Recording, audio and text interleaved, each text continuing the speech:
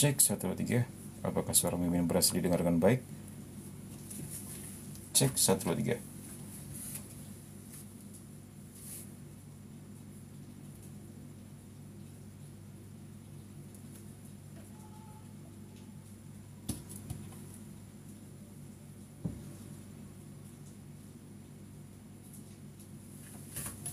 Ini gak tahu nih kenapa suara musiknya.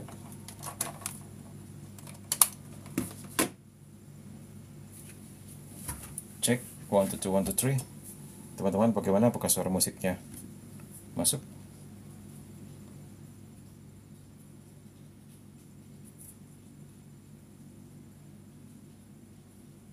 Cek 1, 2, 1, 2, 3.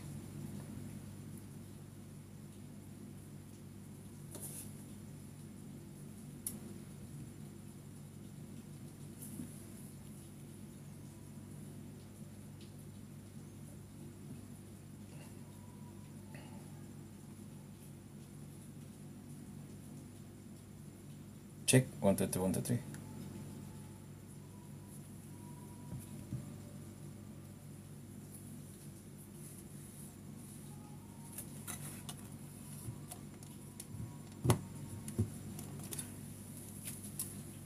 Nggak ada ya suara musiknya ya. Nah, ini misterius nih. Kalau begitu kita nggak usah pakai bluetooth dah. Musiknya nanti kadang masuk kadang enggak. Matikan dulu bluetoothnya ya. Kita matiin dulu bluetoothnya.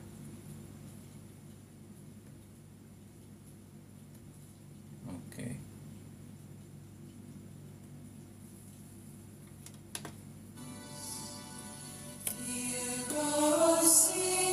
Sekarang pasti masuk. Ini nggak pakai bluetooth.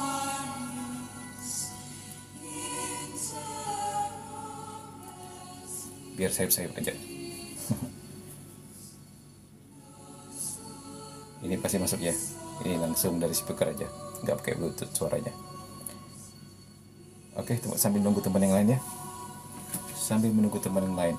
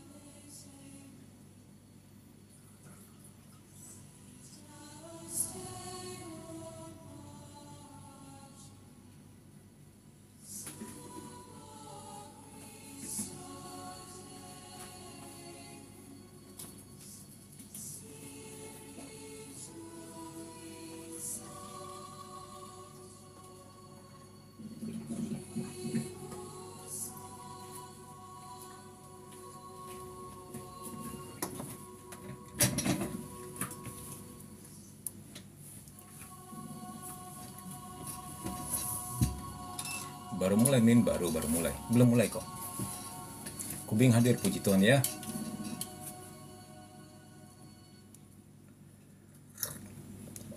Oke, kita bisa mulai teman-teman semua. Ya. Kita doa dulu, oke? Siapkan hati teman-teman ya.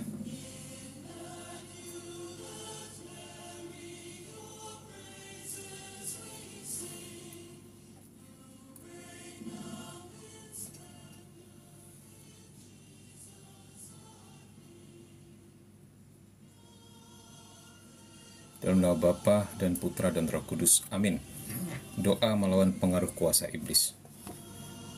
Tuhan yang Maha Kuasa, yang membebaskan umat-Mu dari belenggu musuh, dan melalui putra-Mu telah mencampakkan setan seperti kilat.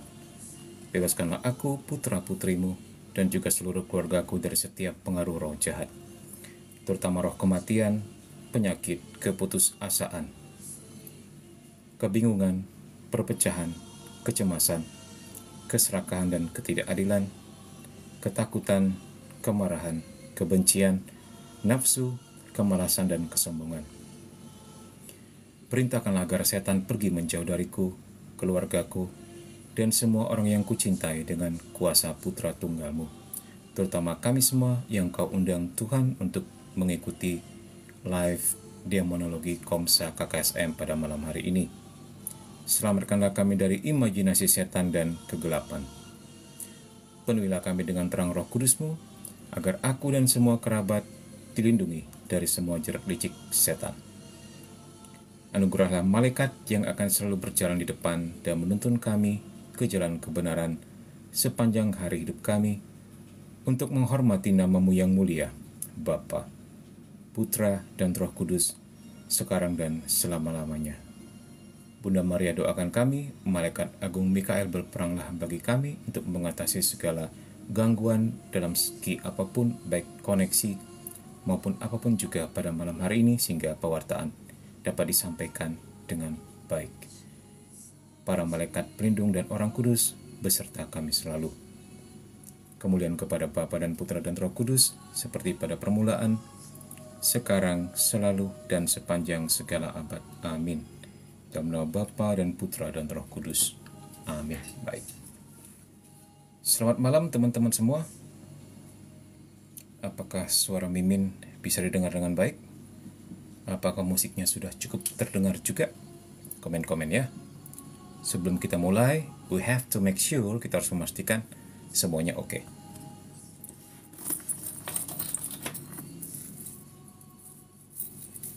Terdengar, puji Tuhan. Baik. Kita bisa mulai? Oke.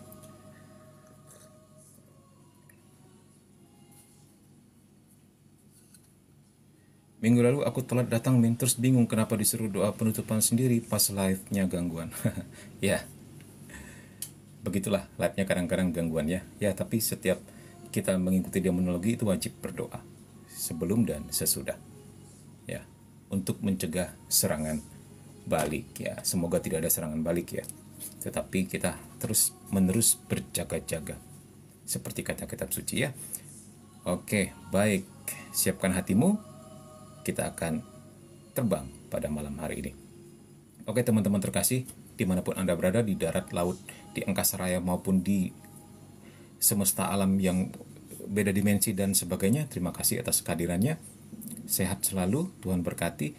Kemarin kita telah membahas ada 2 gangguan yang bisa intervensi dalam hidup manusia, tentunya disebabkan oleh kuasa kegelapan ya. Yang pertama lah gangguan yang biasa, yaitu dosa dan pencobaan gitu. Itu yang maksudnya doa gangguan, maksudnya hal-hal yang bisa dilakukan iblis atau kuasa jahat terhadap manusia. Itu ada 2 ya. Pertama, aktivitas biasa. Yang kedua, aktivitas luar biasa. Aktivitas biasa adalah dosa dan pencobaan, di mana sudah diterangkan sebelumnya pada live yang lalu bahwa itu merupakan aktivitas yang favorit bagi iblis karena tersamar, tidak terlalu diperhatikan orang. Tahu-tahu orang sudah jatuh ke dalam dosa. Tahu-tahu dosanya dosa maut. Nah, itu dia. Nah, sementara yang aktivitas yang luar biasa ini itu jarang-jarang terjadi. Kita udah melihat kemarin ya. 1. External physical pain caused by Satan. Nah, apa itu? Nah, kemarin sudah ya. Itu adalah apa? Masih ada yang ingat? Sakit fisik luar biasa. Bukan, sakit fisik luar yang disebabkan oleh setan. Nah, jadi setan menyerang orang bersangkutan karena tujuan tertentu. Jadi bukan karena kesalahan orang itu, maksudnya begitu. Ini biasa terjadi pada santo-santa. Ya, karena doanya terlalu merugikan kerajaan setan, mempertabarkan banyak orang, jadi dia diserang. Begitu. Bukan karena dia lemah, bukan karena dia simpan jimat, bukan karena mereka ada media, tapi memang setan atau iblis murni menyerang dia karena mengancam kerajaan setan.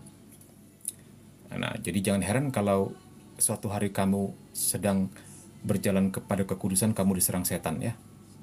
Artinya kamu mendapat perhatian mereka karena ternyata keberadaanmu mengancam mereka. Nah, ini seharusnya kita pada posisi ini boleh berbangga ya, karena ternyata kita menggoncang kerajaan neraka, maksudnya begitu. Gitu. Berbeda dengan serangan yang karena punya media, misalnya orang simpan jimat, orang pesugihan. Nah, itu serangannya berbeda. Karena itu dikatakan sakit fisik luar begitu ya, bukan dalam, bukan internal. Yang kedua adalah kerasukan ya, seperti kalian sering tonton filmnya, itulah ya. Kita singkat saja karena kemarin sudah kita bahas. Yang ketiga adalah oppression, ya, yaitu penindasan setan, oppression atau opresif. Ini sakit penyakit yang ditimbulkan oleh setan, ya. Berbeda dengan yang sebelumnya di atas ini, ya. Kalau ini karena kita punya media, ya. Kalaupun tidak punya media, biasanya dikerjain orang, disantet dan sebagainya, dan bisa masuk kalau kita ada media. Medianya apa aja? Kalau kita sering ke dukun, ada jimat, suka dengan hal-hal berbau okultisme, ramal-meramal, suka dengan memanggil arwah dan sebagainya, atau buka mata ketiga, atau cek-cek kodam gitu. Itu salah satu pintu masuk bagi mereka, sehingga kita bisa mengalami gangguan tipe penindasan, ya. Jadi kalau ini karena kesalahan kita sendiri, ya, ya. Tetapi kalau kita lihat pada kasus Ayub itu berbeda, ya. Kasus Ayub itu dia seharusnya dimasukkan ke atas. Kasus Ayub, kalau di sini dimasukkan ke bawah karena Ayub tidak ada media, tapi memang iblis minta izin kepada Tuhan, begitu. Ya, atau bisa dimasukkan di antara karena ternyata juga sakit yang sakit yang menyerang Ayub itu memang cukup mematikan, ya. Jadi memang dua ini mesti beda-beda tipis, ya. Jadi kita kadang di sini kadang di situ. Tetapi ini lebih kepada serangan setan yang karena dianggap menggoncang kerajaan dia. Kalau ini karena kita punya media atau sebuah misteri. Misalnya seperti Ayub nih, setan minta izin kepada Tuhan untuk bikin penyakit pada manusia, ya. Kita udah lihatnya kemarin, ya. Kemudian yang keempat, diabolic obsession. Kita bisa melihat di sini ini obsesi. Ketika godaan itu mengendalikan imajinasi kita, mengendalikan emosi kita, sehingga kita diobsesikan kepada hal-hal jahat tertentu. Misalnya selalu berpikiran buruk, selalu berpikiran jahat.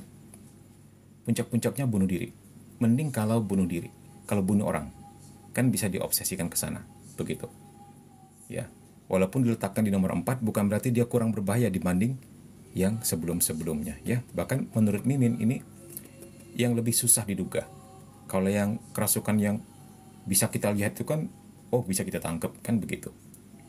Atau yang tipe penyakit kan bisa kita doakan gitu kan. Kita tahu, ternyata ini bukan sakit medis. Sakit dikerjain orang, kita doakan jadi baik. Nah, kalau yang obsesi ini agak sulit terdeteksi karena orangnya tampak normal, tiba-tiba bisa bunuh orang gitu loh. Paling hal yang bisa kita deteksi adalah kalau dia menjadi penyendiri atau menjadi pendiam, atau ada perubahan sifat yang ekstrim, ya. Tidak selalu dia marah-marah atau menghujat, tidak selalu nampak ini, ya. Seperti contohnya kemarin yang Mimin kasih, tiba-tiba ada anak yang karena dibully dia menjadi pendiam, hari keberapa tiba-tiba dia bawa senjata ke sekolahnya, ditembak. Nah, begitu selidik ternyata dia juga penyembah setan. Atau di video Mimin yang viral itu, yang paling viral, yang hampir 5 juta viewernya, boleh dilihat. Jadi dia membunuh ibu dan kakaknya kalau nggak salah, ya. Si orang yang dari Rusia ini yang kepalanya botak itu, yang komen-komennya bilang milik Voldemort, ya. Itu. Nah, selidik ternyata dia juga menganut sekte penyembah setan. Jadi memang intinya kalau orang sudah punya media, lebih mudah dikendalikan oleh iblis. Kalau kamu tidak punya media atau pintu masuk iblis, susah juga iblis untuk intervensi. Maksudnya enggak begitu saja otomatis sekedar melamun tiba-tiba bisa kerasukan, enggak juga, ya. Jangan terlalu takut untuk kerasukan atau diganggu setan kalau tidak punya media. Kalau kita rajin ke gereja, rajin doa, melaksanakan 10 perintah Allah, 5 perintah gereja, tidak akan ada yang bisa menyentuh kita karena kuasa Tuhan melindungi kita. Gitu, ya, teman-teman. Sebentar, nanti kita baca komen-komen kalian, kita selesaikan dulu ringkasannya. Nah, terus infestation, ya. Infestation itu pendiaman. Jadi setan tuh menyerang dengan cara mendiami apakah rumah tertentu, apakah pohon tertentu, bahkan jimat. Misalnya pulpen inilah sebuah jimat. Nah, mereka bisa berdiam di sini atau di lukisan atau di benda-benda antik. Itu termasuk ke dalam diabolic infestation ya. Atau benda-benda sembahan. Nah, itu dia. Jadi lebih ke benda-benda sih. Kalau ke manusia ya langsung, kalau iblis investasi ke dalam diri manusia ya langsung disebut aja sebutan-sebutan yang sebelumnya ya. Apakah oppression, apakah obsesif, apakah possession, apakah external physical pain tadi ya. Ini lebih ke benda maksudnya begitu. Ya. Nah, yang keenam kemarin kayaknya belum dibahas. Kita fokus ke sini ya. Teman-teman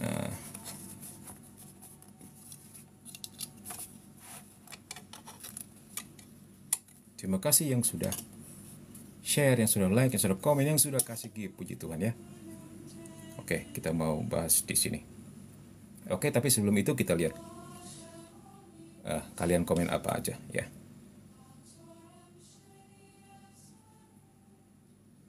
Kak boleh SS doa yang tadi. DM Mimin aja udah Mimin buat VT-nya kok. Nanti tinggal Mimin mention ke kamu ya. DM Mimin aja. Diingatkan lagi, Min, tolong ya Min, nanti habis live ini ya. Min tolong doa yang tadi dikirim ke aku misalnya. Nanti Min mention, kamu bisa download sendiri VT-nya ya. Oke. Min, sebenarnya setan itu bisa binasa atau tidak bisa sih? Sebelum waktunya dia tidak bisa binasa. Nah, ternyata pun kalau kita jeli membaca Alkitab, sebenarnya manusia pun nggak bisa binasa loh, teman-teman. Apakah pada akhirnya dia abadi di surga atau abadi di neraka? Nah, ini dia, abadi. Apakah abadi bahagia atau abadi menderita? Jadi, itu ya teman-temannya kalau kita lihat. Kalau kita baca dengan jeli kitab suci, ya. Pada akhir zaman pun, ketika manusia terpilih ini, atau ketika kita yang memilih Tuhan ini, kemudian masuk surga, mendapat tubuh kemuliaan kita kembali, mendapatkan langit baru, bumi yang baru, Yerusalem surgawi dan sebagainya, kita abadi bahagia. Nah, sementara mereka yang ikut setan abadi menderita sampai selama-lamanya. Begitu loh, nggak ada yang binasa ternyata. Tentu kita happy sekali karena kebahagiaan kita abadi. Kasihan ya mereka yang masuk neraka, penderitanya akan abadi. Memang sepertinya memang tidak dibinasakan, tetapi menderita sampai kekal. Waduh, nggak bisa dibayangkan ya. Termasuk iblis dan pengikut-pengikutnya dan teman-temannya dalam arti manusia yang ikut mereka masuk ke sana juga. Ternyata tidak binasa. Jadi mati hidup lagi untuk disiksa. Mengerikan sekali ya. Dari Magdalena Ina, Min, sekarang ini lagi marak tentang cek kodam. Banyak juga yang penasaran apakah benar adanya, nggak benar adanya. Ya, hati-hati jangan sering ikut begituan. Ya, seringkali yang namanya peramal-peramal itu, ya, dia mengutuk, bukannya meramal. Misalnya dibilang, si ini, misalnya si Ina ada kodam monyet. Nah, sebenarnya dia sedang mengirimkan monyet itu, atau dia sedang mengutuk, dia sedang membuka pintu untuk kamu, agar roh jahatnya bisa mendatangi kamu. Jadi nggak perlu diikuti. Kalau kamu kemudian tanpa sengaja ke scroll ke dia, ya dalam nama Yesus saya patahkan gitu aja ya. Kuasa Tuhan lebih besar kok, jangan khawatir. Jadi seandainya ada kamu pergi satu hari pernah pergi peramal tuh, peramal bilang kamu jangan keluar rumah ya tanggal sekian, nanti kamu jatuh, nanti kamu sakit. Nah, sebenarnya dia sedang mengutuk, bukan sedang meramal. Patahkan dalam nama Yesus. Jadi memang tidak dianjurkan pergi ke peramal. Ini cara mengatasinya kalau kamu atau keluargamu atau temanmu pernah pergi ke sana, itu harus doa pematahannya, semoga supaya kutuknya tidak berjalan. Nah, benar dari Heo tuh, ini palsu, nggak mungkin ngelihat kayak gitu hanya dari komentar TikTok. Yes. Ya.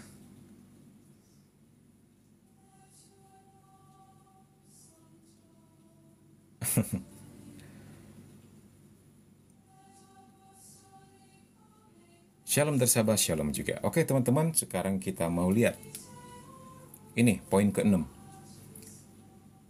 Diabolic subjugation or dependence. Artinya apa? Ini penaklukan kepada setan atau ketergantungan. Nah, jadi ini lebih ke pilihan sendiri. Jadi si pelaku ini ya, maksudnya yang orang ini yang memang mau menuntut ilmu atau mau membuka diri, memang mengundang setan untuk hadir dalam hidupnya, begitu. Jadi orang-orang ini kita katakan pelaku ya, bukan kita katakan korban tapi pelaku ya. Ya dia memang yang akhirnya berbuat jahat, tetapi dia juga jadi korban oleh setan, begitu. Orang-orang ini jatuh ke dalam bentuk kejahatan ketika mereka secara sukarela tunduk kepada iblis nih, dikatakan voluntarily submit to Satan. Nah, kita bisa melihat apa sih bentuk ketergantungan yang paling umum adalah the blood pact with the devil. Apa itu? Adalah perjanjian darah dengan iblis. Nah, ini salah satu bentuk yang paling umum. Ya. Yang kedua adalah mengkonsekrasikan diri kepada setan. Ini konsekrasi itu seperti kalau kita dimisalkan ada konsekrasi, ya, penyucian, penyembahan, mempersembahkan diri. Apa ini?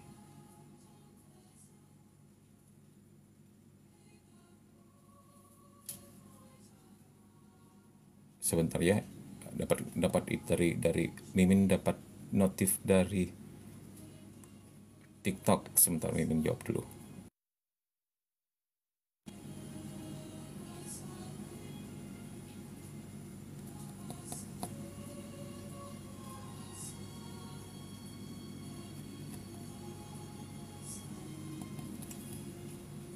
Wah, Mimin dapat.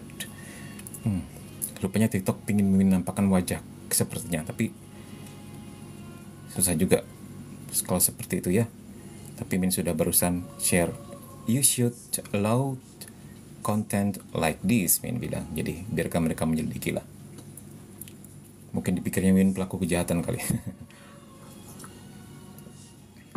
Oke.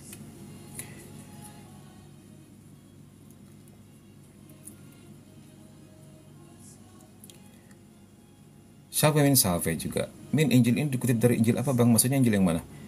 Aduh, asiknya kalau jago bahasa Inggris. Iya, harus belajar bahasa Inggris supaya kita punya informasi lebih luas, lebih lengkap, lebih menyeluruh, dan nggak disuapin oleh orang yang bertujuan tidak baik kepada kita ya. Jadi kita percaya aja apa kata dia. Begitulah maksud Mimin. Terus dari Rebecca, beauty and fashion. Nah, pasti orangnya cantik ini. Min, suamiku pernah kerjasama dengan salah satu indigo selebgram untuk buat program terkait dunia gaib. Setelah itu suamiku terlihat sekali tertarik dengan cerita-cerita itu. Sampai sekarang masih suka cerita terkait dunia gaib. Bagaimana cara untuk lepaskan ketertarikan itu? Ya, susah juga, itu mesti didoakan. Misalnya suamimu tidur ya, tanpa dia sadari kamu tumpang tangannya. Ya, apakah ke dadanya atau ke dahinya? Katakannya dalam nama Yesus, saya putuskan segala hubungan, segala ketertarikan dengan kuasa gelap. Dengan hal-hal okultis, dengan pemanggilan arwah. Dalam nama Yesus saya putuskan, gitu aja. Inti doanya seperti itu. Kamu bisa buat sendiri. Nanti tinggal dipadukan Bapa kami atau salamnya atau kemuliaan. Begitu maksud Bimbing. Itu harus didoakan. Ya. Kecuali kalau dia mau nonton live ini, ya sama-sama nanti kita nasihati ya. Karena itu bisa menjadi pintu masuk juga. Begitu. Ya begitulah manusia ya. Suka nyerempet-nyerempet maut. Tetapi begitu kena maut, Komsa KKSM yang akhirnya repot melepaskan. Capek tahu. Ya. Apalagi kalau orang yang sudah perjanjian darah dengan iblis ya, itu berat. Bisa berbulan-bulan mendoakannya. Coba bayangkan. Yang melakukan bukan kita, kita kena capeknya. Ya beres sih, puji Tuhan ya. Ya tetapi ya begitulah, tidak baik juga. Dan tidak ada yang bisa menjamin apakah orang itu tidak menjadi pribadi yang sama lagi setelahnya. Atau mungkin setelah mengalami kerugian yang besar baru dia bertobat, kan begitu maksud Mimin. Kalau belum jatuh terlalu dalam ya lebih baik, begitu maksudnya.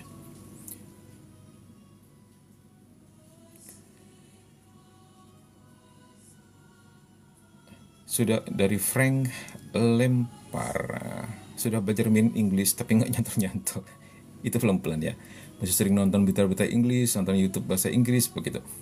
Aku sering nonton Father Chad Reporger, Exorcist dibantu subtitle. Yes, itu juga bisa membantu belajar bahasa Inggris, apalagi kalau belajarnya tentang agama, tentang teologi, tentang eksorsis. Nah, akhirnya yang nyantol kepada kita adalah Inggris dengan istilah-istilah teologi, dan itu keren.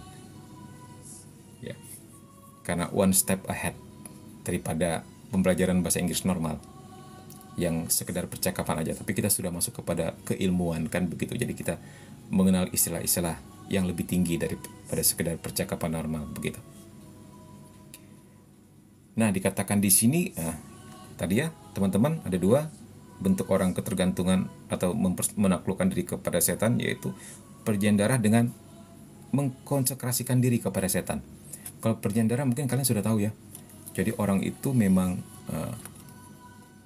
berjanji sambil menumpahkan darahnya, misalnya dalam pesugihan, apalagi dalam mencari kekayaan begitu, atau dalam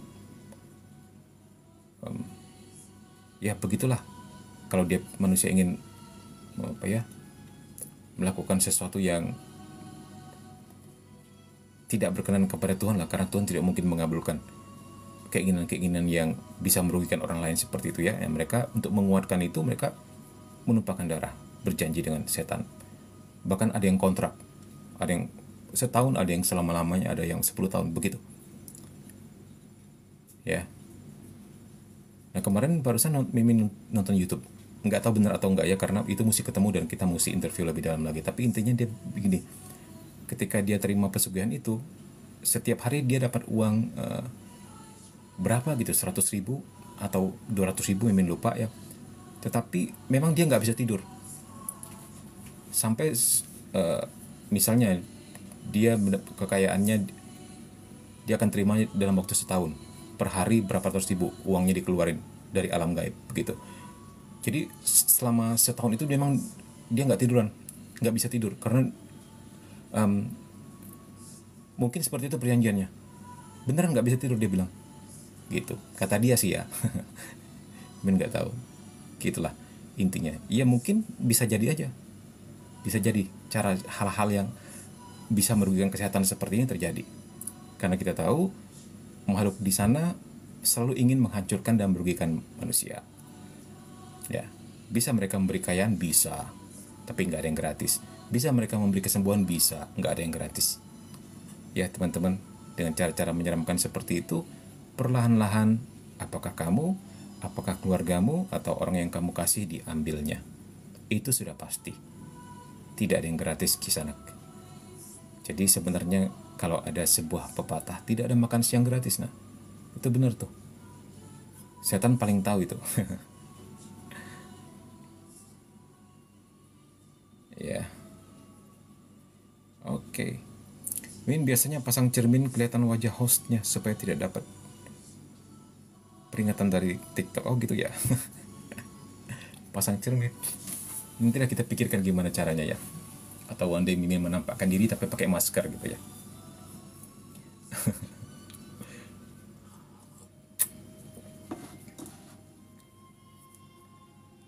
Ya, baik.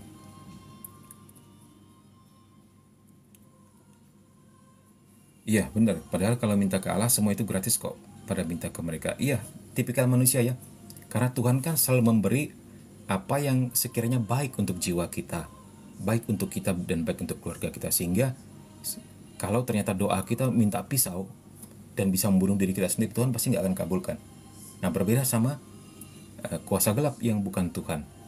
Mereka mengabulkan apa saja yang kamu inginkan, walaupun itu ternyata merugikan gitu. Jadi hal-hal instan, hal-hal yang nggak memperdulikan keselamatan jiwa, apakah diri sendiri, keluarga maupun orang lain, pasti dikabulkan oleh kuasa gelap. Karena dia tahu manusia ini pasti akan terjatuh dengan apa yang dikasihnya nanti. Sementara Tuhan tidak seperti itu cara kerjanya. Selalu Tuhan memberikan apa yang kita butuhkan ya, dan tentu melalui sebuah proses ya. Ada juga yang memang langsung dikabulkan, kita nggak pernah tahu. Itu misteri penyelenggaraan ilahi ya. Tetapi ada juga lewat sebuah proses, ketika pada akhirnya kita mendapatkan apa yang kita inginkan itu, ternyata kita sudah kuat untuk menanggungnya, sudah kuat dan bisa bertanggung jawab terhadap apa yang Tuhan kasih. Begitulah intinya. kita udah siap untuk pada akhirnya misalnya Tuhan beri kita kekayaan, nah kita sudah siap untuk bisa berbagi, intinya begitulah. Ya, jadi Tuhan memberikan satu paket dengan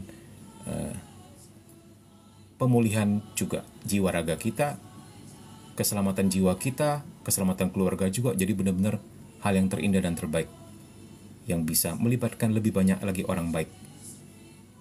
Begitulah intinya, ya. Nah, hal seperti ini biasanya memang tidak favorit di dunia manusia. Mereka pingin yang instan, yang benar-benar apa yang mereka inginkan. Kalau perlu Tuhan, kalau bisa disogok gitu loh. Karena Tuhan nggak bisa disogok, akhirnya mereka pergi ke tempat lain.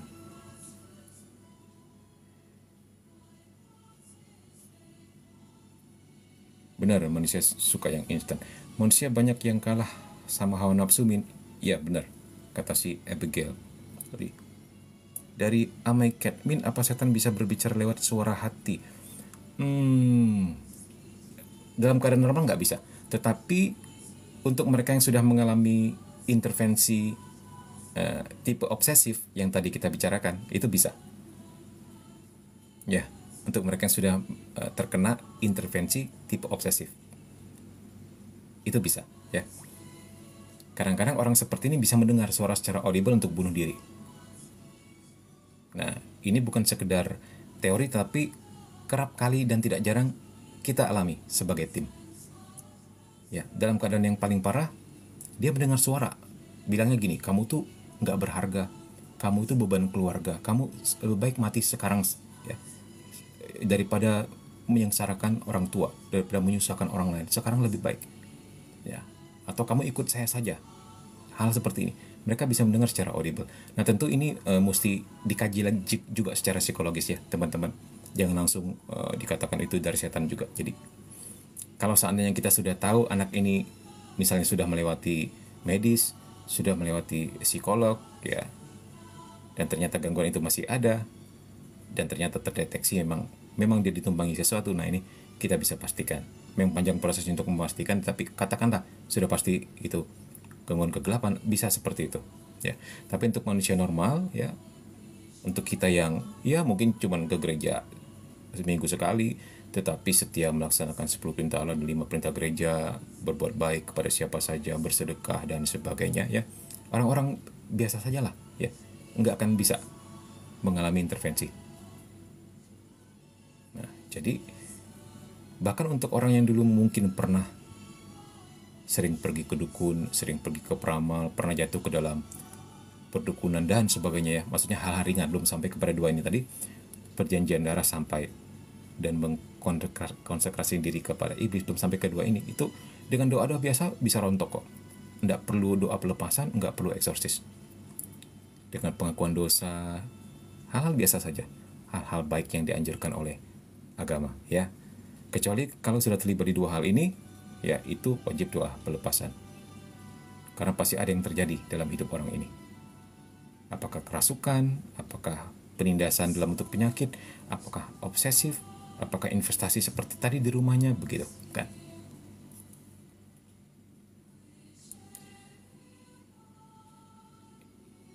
Ya, benar kata Heo, ya, antara setan atau mungkin bisa jadi gejala schizophrenia. Ini translate bukunya kah? Iya, kita translate buku ini. Sambil ditambahin sharing daripada pengalaman tim juga. Oke, kita lanjutkan ya teman-teman.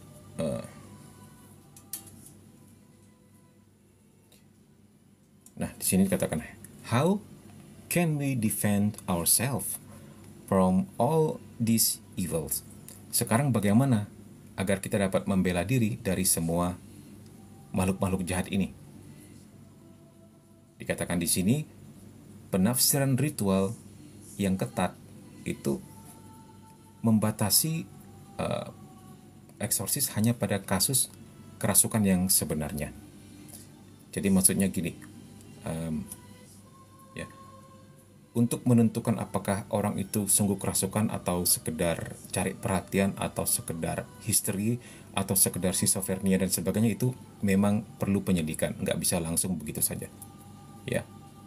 Memang ini dibatasi secara ketat oleh gereja, sehingga kita semua tahu bahwa romo pelaku eksorsis juga romo-romo tertentu, ya, bahkan tidak semua pastor.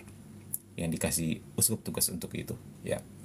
Nah, dikatakan di sini, however, as I stated before, namun seperti yang sudah saya nyatakan sebelumnya, ya. Nah, dikatakan ritual pada saat ini gagal menangani banyak kesempatan di mana seorang eksorsis mendiagnosa pengaruh jahat. Nah, maksudnya gini, seringkali juga apa yang dilakukan ritual-ritual itu ya, pengusiran setan itu seringkali juga gagal dalam mendiagnosa apakah ini beneran gangguan setan, apakah ini sekedar gejala kejiwaan, apakah ini sekedar luka batin berat, atau apakah ini sebenarnya nggak perlu sampai doa pelepasan, nggak perlu sampai eksorsis, cukup berdoa dan bersedekah atau melakukan karya karitatis seperti biasa. Nah, seringkali dikatakan ini pelaku eksorsis atau pelaku doa deliverance dalam banyak hal gagal. In all cases, ya, dalam semua kasus ketika tidak ada yang namanya possession, ya, atau kerasukan, ya, cara biasa untuk mendapatkan rahmat cukuplah sudah. Nah, seperti yang dikatakan Mimin, ya, maksudnya dalam kasus-kasus orang yang mengalami gangguan setan, yang bukan yang tipe ini ya, bukan tipe yang kerasukan berat, yang sampai setannya mengendalikan mulutnya, mengendalikan tubuhnya, bisa banting-banting orang gitu. Jadi maksudnya intervensi yang obsesi lah, yang atau sakit penyakit tipe operation yang tadi ya, atau investasi segala punya jimat dan sebagainya, itu nggak perlu kok sampai ke eksorsis begitu maksudnya. Ya, bahkan dikatakan dengan doa-doa biasa, dengan pengakuan dosa, dengan misalnya jam 6 pagi bangun doa doa Angelus jam 12, terus jam 3 doa kerahiman ilahi, kemudian jam 6 sore Angelus lagi, malamnya baca kitab suci sambil doa rosario, terus tiap minggu ke gereja dan menerima hosti, dan selalu menghadiri kesempatan misa, misalnya ada misa lingkungannya, misa di rumah, misa apapun itu, dengan sendirinya rontok gangguan-gangguan seperti ini. Dengan catatan nggak sampai pada kasus kerasukan, maksudnya begitu. Jadi jangan dikit-dikit, aku minta eksorsis gitu loh maksudnya ya. Kuasa doa itu sudah powerful teman-teman, sudah sangat powerful. Jadi misalnya ada temanmu yang bertanya, ada setan ngikuti aku nggak? Ada yang nempel sama tubuhku nggak? Anjurkan ya itu. Anjurkan, kalau kamu ragu tentang dirimu sendiri, kamu pergi ke sakramen pengakuan dosa, terus lakukan 10 perintah dan 5 perintah gereja, itu aja cukup. Ya, jadi jangan dikit-dikit, tolong lihatkan apa kodam saya. Itu bisa berbahaya karena buka media, buka kesempatan bagi setan untuk masuk ke dalam hidupmu. Jadi acuhkan hal seperti itu ya, teman-teman, maksudnya begitu. Ya, ada kok bukunya ini, buku bahasa Indonesia judulnya Kisah Seorang Eksorsis. Coba aja cari di toko hijau atau toko orange ya teman-teman. Ya, judulnya Kisah Seorang Eksorsis oleh Father Gabriel Amord. Kemarin karena Mimin udah kehabisan stoknya Indonesia, kayaknya Mimin kebeli yang Inggrisnya doang. Sekarang mungkin sudah ada bahasa Indonesianya.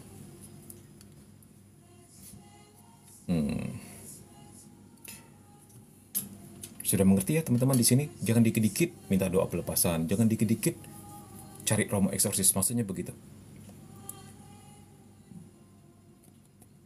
Ya. Bagaimana? Sudah mengerti semua?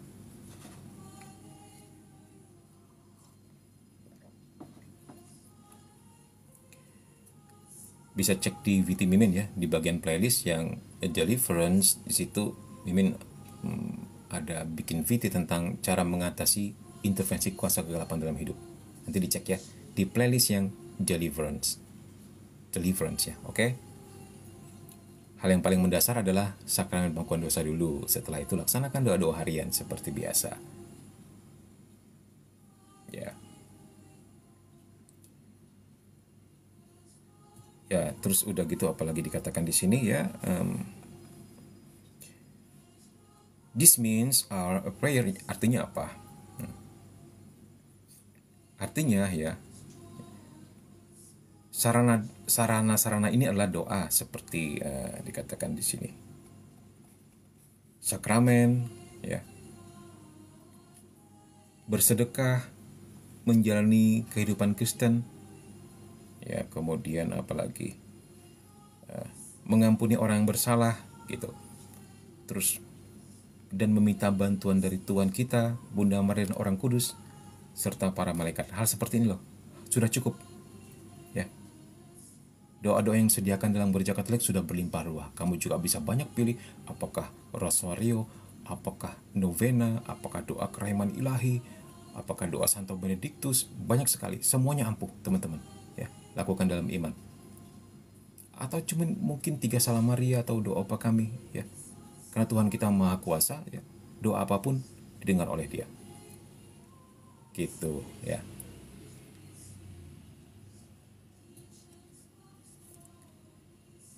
Nah, dikatakan para kudus ini adalah sekutu besar bagi kita. Ya.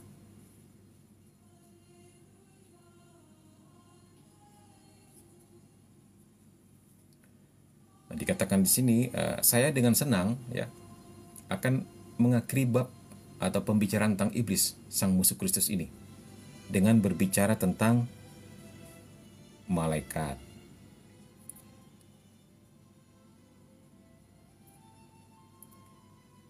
Nah, kemudian dikatakan I greatly and okay. Ya.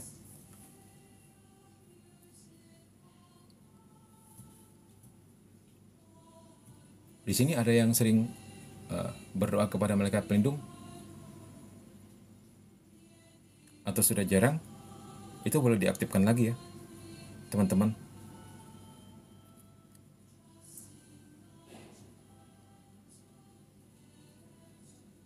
Jadi kita sebenarnya berutang banyak kepada mereka dan merupakan kesalahan untuk tidak seringkali melibatkan mereka dalam hidup kita. Maksudnya begitulah ya, karena kita masing-masing dikatakan di sini punya guardian angel, malaikat pelindung. Sahabat yang paling setia 24 jam sehari, ya, lebih daripada Alfamart dan Indomaret ya. Sejak dalam kandungan kita hingga kematian kita.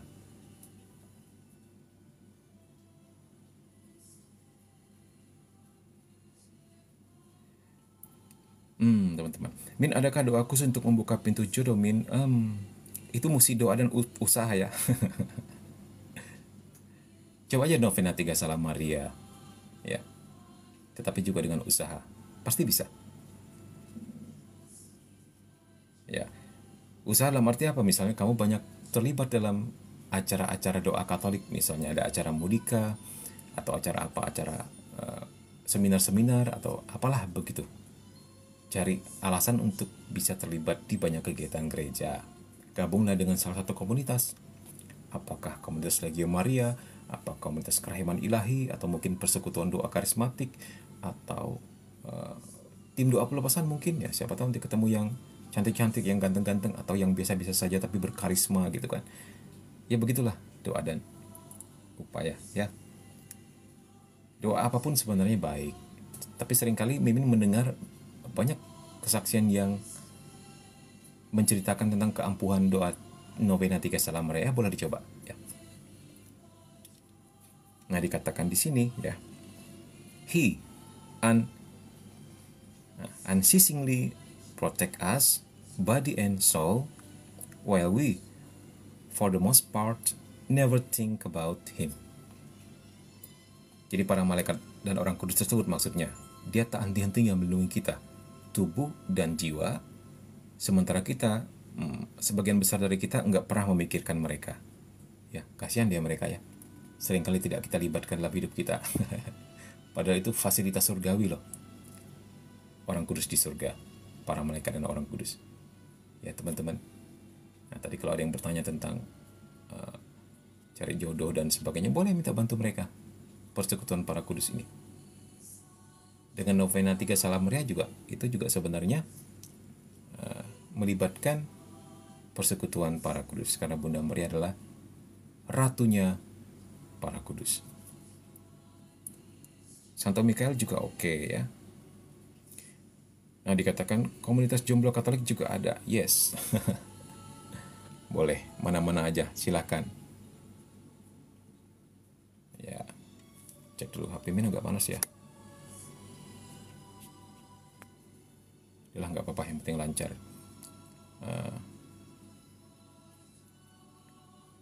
Bagaimana musiknya? Sayup-sayup terdengar ya? Yang penting tidak sampai mengganggu. Oke, teman-teman semua, sadari fasilitas ini. Jangan dikit-dikit minta doa pelepasan, minta doa eksorsis, padahal rahmatku cukup bagimu, kata Tuhan Yesus kepada Santo Paulus. Gitu ya. Hal yang paling besar yang harus kita lakukan kalau kita ragu apakah ada gangguan dalam hidup kita, pergi ke sakramen pengampunan dosa dulu. Setelah itu lakukan 10 perintah Allah dan 5 perintah gereja. Googling aja kalau lupa. Apa itu 10 perintah Allah, 5 perintah gereja. Tambah lagi bersedekah, berderma, dan melakukan tindakan cinta kasih. Sudah aman kok hidupmu. Ya. Apalagi sampai melibatkan Bunda Maria, para malaikat dan orang kudus. Apalagi kalau punya air suci di rumah, punya garam suci. Apalagi sering terlibat dan aktif di dalam kegiatan-kegiatan doa. Ya, itu sudah luar biasa. Nggak usah cari yang lain, teman-teman. Ya, seperti korban-korban para dukat ini. Dukat, dalam tanda petik, Mimin selalu ingin bilang tentang dukun yang berkedok Katolik ya. Ini akhirnya kalau kita ingin cari yang lain di luar gereja, kita menganggap doa-doa gereja kurang ampuh, padahal kita tidak melaksanakannya. Kita menganggap doa-doa gereja kurang keren, padahal kita ingin yang apa yang kita inginkan, bukan apa yang kita butuhkan, bukan apa yang terbaik untuk tubuh, jiwa, dan raga kita. Nah, akhirnya kita mencari di luaran.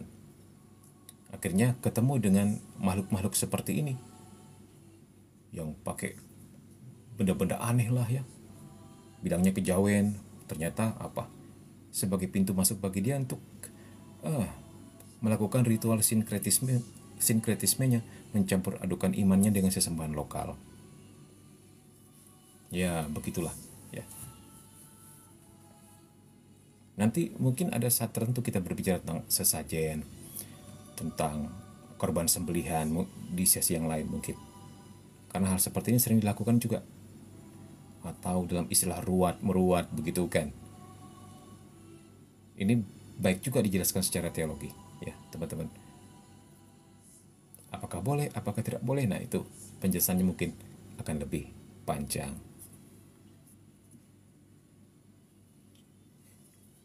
Min, apa ada bedanya salib biasa dengan salib Santo Benediktus? Sebenarnya nggak ada bedanya, sama aja. Apalagi ketika keduanya sudah diberkati, ya itu memiliki kuasa surgawi, berlaku sebagai sakramentali. Ya. Yang bedakannya apa? Yang bedakannya salib Santo Benediktus memang dikhususkan untuk pengusiran setan, begitu. Tapi tentang mana yang lebih ampuh ya, itu iman kita ya, bukan dari benda-bendanya, begitu ya, teman-teman ya. Ya. Sebentar. Mimin ambil minum dulu.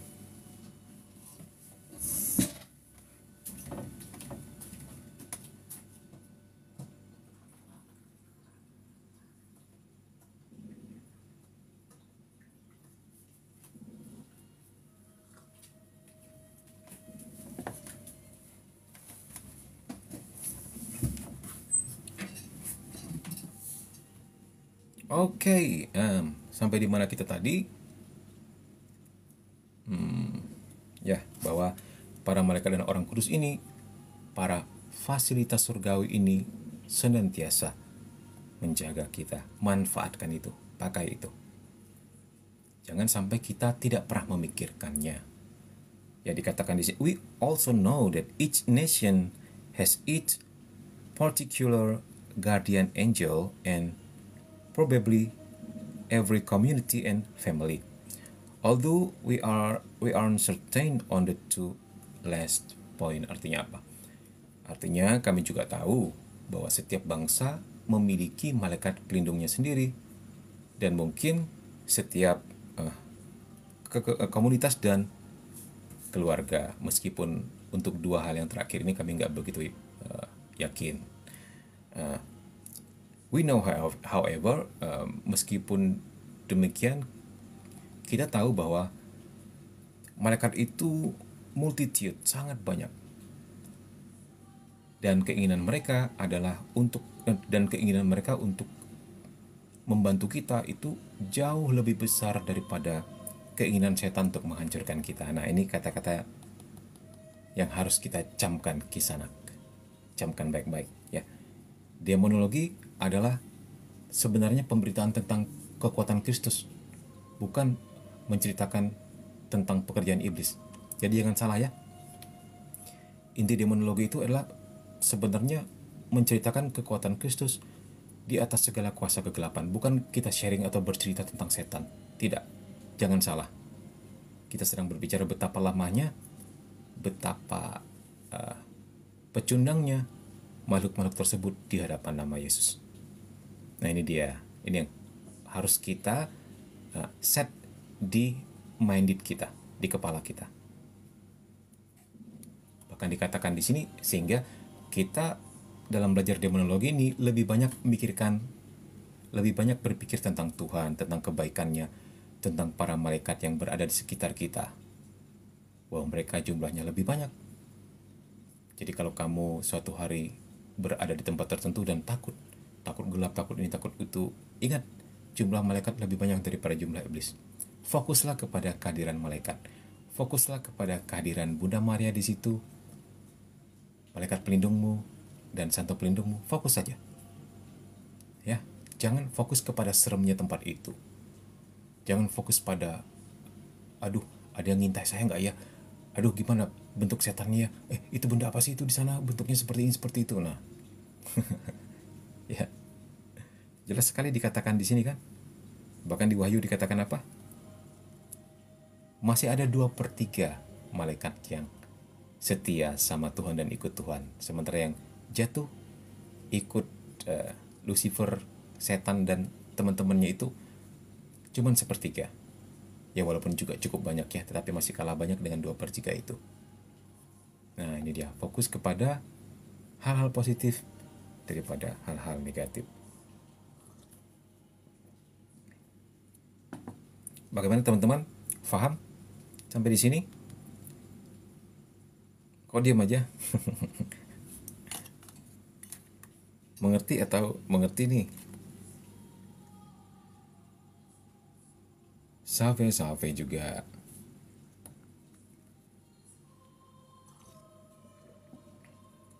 Fahamin, puji Tuhan. Jangan lupa tap-tap layar, like, share, dan kasih gift kalau suka. Kalau nggak suka ambil kembali giftnya. Oke teman-teman, jangan lupa juga subscribe dan ramaikan YouTube Komsa KKSM ya, namanya sama, Komsa KKSM.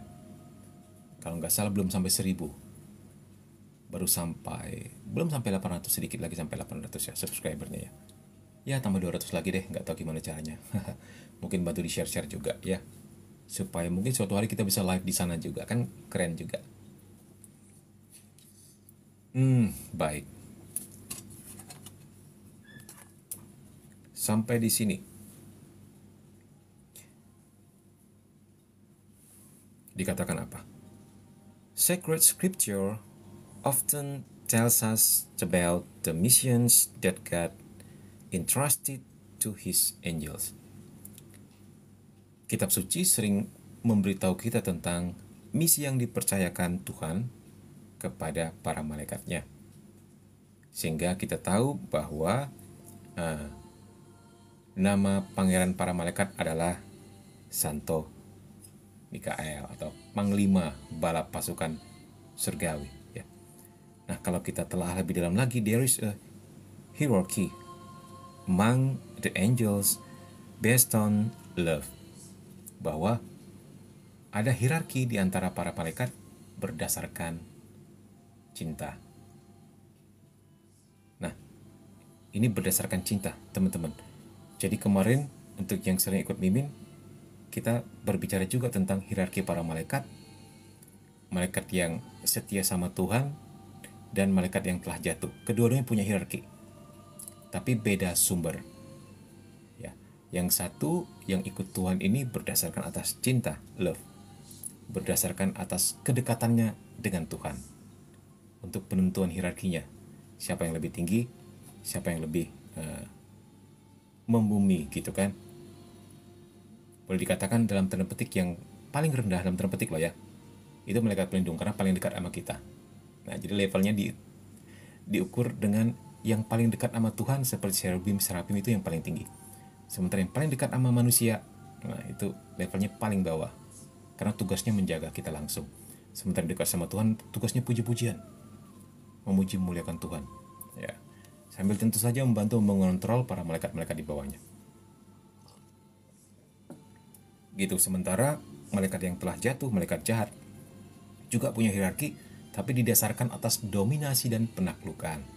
Seperti hukum rimba, siapa yang lebih kuat, dialah yang bertahta, dialah yang menang. Dengan kata lain, logikanya kan Santo Thomas Aquinas mengatakan, Tuhan itu maha indah, maha baik, maha mulia.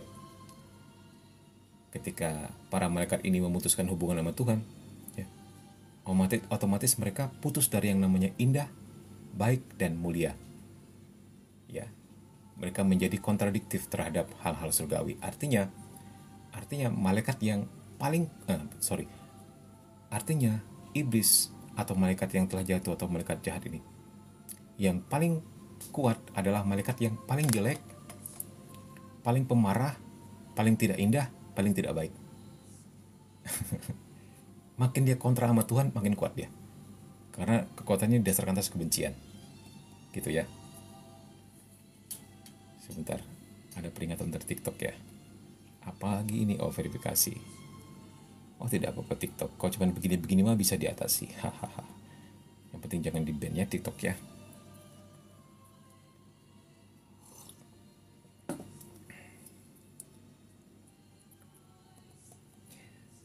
Ameket bertanya, ini sebenarnya pertanyaan yang lumrah di kalangan kita ya, di kalangan orang-orang yang baru mempelajari demonologi dan angelologi. Begini, Min, apa sampai sekarang malaikat surgawi terus bertambahkah atau jumlahnya itu-itu saja? Jumlahnya itu-itu saja, nggak bakal bertambah, karena Tuhan nggak memproduksi lagi. Dan mereka pun nggak bisa kawin dan dikawinkan, kan kata kitab suci, nggak bisa bertambah banyak. Jadi kalau ada teori yang mengatakan malaikat bisa beranak pinak, ini berlaku untuk malaikat baik dan malaikat jahat ya, nggak bisa bertambah teman-teman. Begitu tercipta jumlahnya udah pasti jauh lebih banyak daripada manusia, karena mereka melayani Tuhan dan juga mengatur alam semesta, membantu mengatur alam semesta, begitulah ya. Sehingga jangan khawatir, setiap bayi yang lahir baru selalu punya malaikat pelindung, nggak kehabisan stok malaikatnya, maksudnya begitu. Atau bisa jadi juga ketika kamu sudah meninggal, ketika tugas malaikat pelindung kamu kan sudah selesai nih, kemudian kamu dihantarkan ke tata Tuhan ya, anggaplah kita masuk surga gitu kan, semuanya semua yang ikut live ini anggaplah semuanya surga. Nah, terus malaikat pelindungnya nganggur dong kali ya, kali sih, nggak pernah tahu pasti. Nah, ketika lahir manusia baru, kemudian dia minta izin sama Tuhan, Tuhan, tuh ada manusia baru, aku ke situ ya, bantu yang itu lagi deh gitu. Bisa jadi mungkin begitu ya teman-teman. Ya begitulah ya, kita hanya bisa meraba-raba secara logika dan secara rasional. Persisnya gimana nanti kalau begitu kita meninggal ya. Tanya sama Tuhan.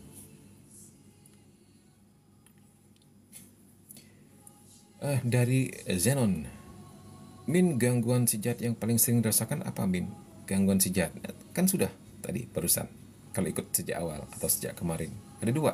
Pertama, aktivitas biasa yang adalah dosa dan pencobaan ya, itu pertama ya. Ayo, dosa dan pencobaan apa yang seringkali melumpuhkan kita, yang seringkali bikin kita gagal, yang seringkali mendukakan hati Tuhan, yang seringkali menggiring kita ke ruang pengakuan. Nah, itu dia. Satu lagi, aktivitas luar biasa yang adalah kerasukan, obsession, oppression, investasi, serangan fisik luar ya. Terus apa tadi, menaklukkan diri seperti perjanjian darah sama setan dan mengkonsekrasikan diri kepada setan. Oh ya, kita belum bercerita tentang konsekrasi tadi ya. Apa itu artinya? Mungkin kamu sering lihat sekte-sekte tertentu yang berbuat seakan-akan seperti misa gitu ya, dalam tanda petik. Mereka memang sengaja meniru-niru hal-hal yang berbau Katolik begitu, untuk menista Tuhan dan apa sih namanya, untuk menghina misa, menghina hosti dan sebagainya lah. Jadi mereka ingin meniru hal yang sama dengan tujuan menghina. Jadi seperti ada kaul kebiaraan gitu atau tabisan imamat, mereka juga bikin seperti itu. Nah, seperti ini yang dimaksud dengan mengkonsekrasikan diri kepada setan, mempersembahkan hidupnya di dalam sekte atau katakanlah gereja setan begitu ya. Itu dia. Nah, ini tentang pertanyaan tadi ya. Dari Cak Ndut, Min, kita bisa pilih malaikat pelindung kita kah dengan cara doa malaikat tertentu atau setiap orang yang sudah ada malaikat pelindungnya diri sendiri? Sayangnya kita nggak bisa pilih ya teman-teman. Itu sudah random sudah satu paket. Ketika Tuhan mengembuskan kehidupan kepada pertemuan sel telur dan sperma ini, ketika Tuhan mengembuskan kehidupan, pada saat itu juga lah malaikat pelindung pun terhembus. Sama seperti kita yang nggak bisa memilih untuk dilahirkan atau tidak, atau tidak bisa memilih untuk dilahirkan sebagai laki-laki atau sebagai perempuan, atau tidak bisa memilih untuk dilahirkan di negara mana oleh orang tua siapa, begitulah ya. Tetapi yakinlah itu fasilitas yang sama levelnya malaikat pelindung itu. Mau apakah malaikat pelindungnya si Michael Jackson, malaikat pelindungnya Mother Teresa atau siapapun ya, semuanya punya malaikat pelindung yang kekuatannya setara. Nah, tapi nanti kita apakah di sini atau sebelumnya ya yang dikatakan bahwa untuk orang-orang tertentu dengan jabatan tertentu seringkali menurut para eksorsis ini ya teman-teman didampingi beberapa malaikat pelindung gitu.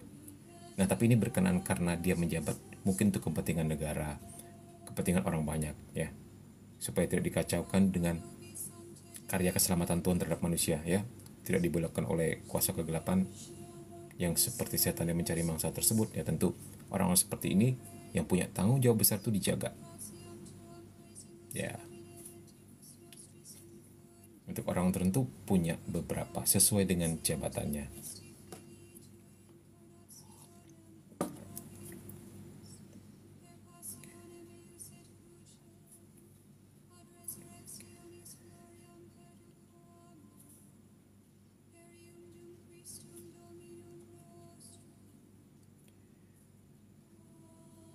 Min, gimana cara kita merasakan kehadiran pelindung kita, Min? Itu mesti dilatih juga ya. Mesti dilatih. Coba deh mulai sekarang berdoa. Nah, tetapi para santo-santa ya, Mimin lupa di buku apa ya, memberikan gambaran kalau malaikat pelindung tuh cara kerjanya mirip-mirip dengan Roh Kudus gitu loh. Roh Kudus kan menerangi, mencerahkan, menguatkan. Nah, malaikat pelindung ini seperti mencerahkan akal budi kita, membuat kita lebih bisa melihat sebuah persoalan dan kemudian memantapkan keputusan. Begitulah, membantu dalam hal ini. Itulah sebabnya seringkali begitu kalau kita lihat di perjanjian lama ya, atau di perkembangan gereja Kristus awal-awal, mereka masih sangat akrab dengan doa malaikat pelindung. Nah, ketika peristiwa Pentakosta, Roh Kudus turun. Nah, seringkali orang menganggap sudahlah Roh Kudus lebih penting daripada malaikat pelindung, sehingga mereka ini terabaikan begitu loh, karena fungsinya agak mirip-miripan begitu ya. Boleh diaktifkan lagi dalam diri kita ya, sehingga aku tanya apa kodammu, kodam saya adalah malaikat pelindung gitu. Penjaga saya adalah malaikat pelindung ya. Coba saja dilatih berdoa supaya bisa akrab sama mereka. Untuk orang tertentu yang pernah Mimin baca ceritanya ya, malaikat pelindungnya pernah berkunjung dalam mimpinya dan memberitahu namanya. Ternyata mereka punya nama juga, nama masing-masing. Nah, ini menarik ya. Ini menarik. Ini cerita dari seorang anak kecil yang tentunya tidak ada di Alkitab. Hal sharing seperti ini ya boleh dipercaya, boleh tidak, nggak apa-apa.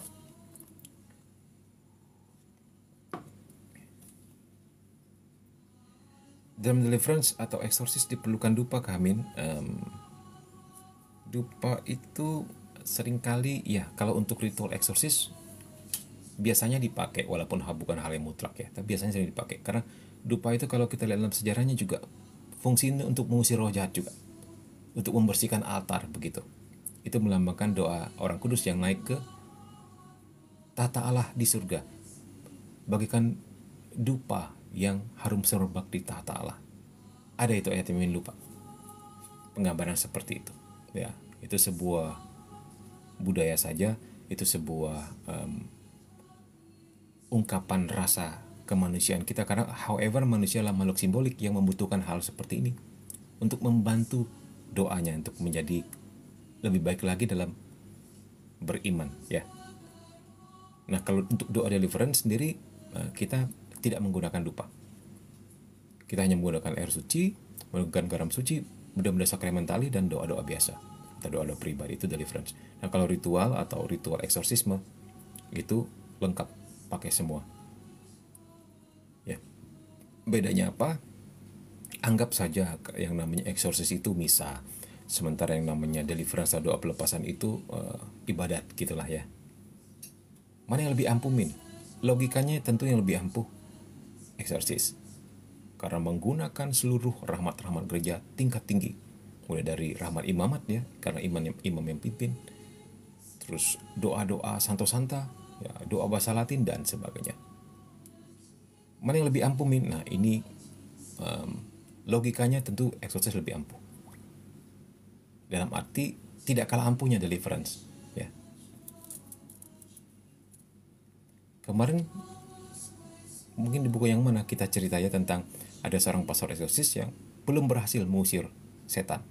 Nah, kemudian pastor ini ingat di sana ada seorang yang suci, namanya Santa siapa ya, waktu itu belum jadi Santa tapi sudah terkenal kesuciannya. Akhirnya dia serahkan orang ini ya, karena dia tidak mampu menanganinya, dia serahkan ke suster itu untuk didoakan. Ketika didoakan suster itu sembuh ya.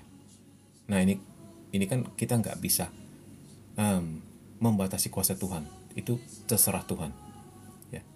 Kita hanya bisa melakukan apa yang kita bisa seturut SOP standarnya gitu. Hasil akhirnya tetap serahkan kepada Tuhan. Santa siapa, Min? Skolastika mungkin ya, atau Santa Clara sepertinya, Santa Clara.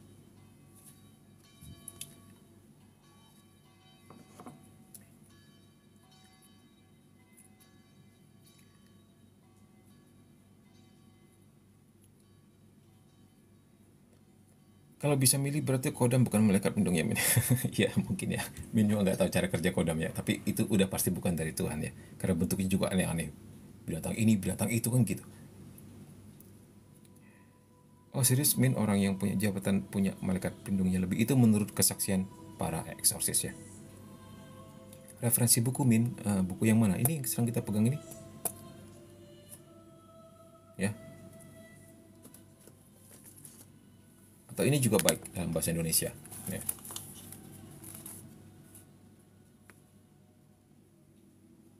Beli di toko hijau atau toko orange. Ini Pastor Ruby ini harus ini nih, harus terima kasih kepada Mimin nih. Mimin banyak bikin buku-bukunya laku nih. Ya, ini baik, boleh dibaca.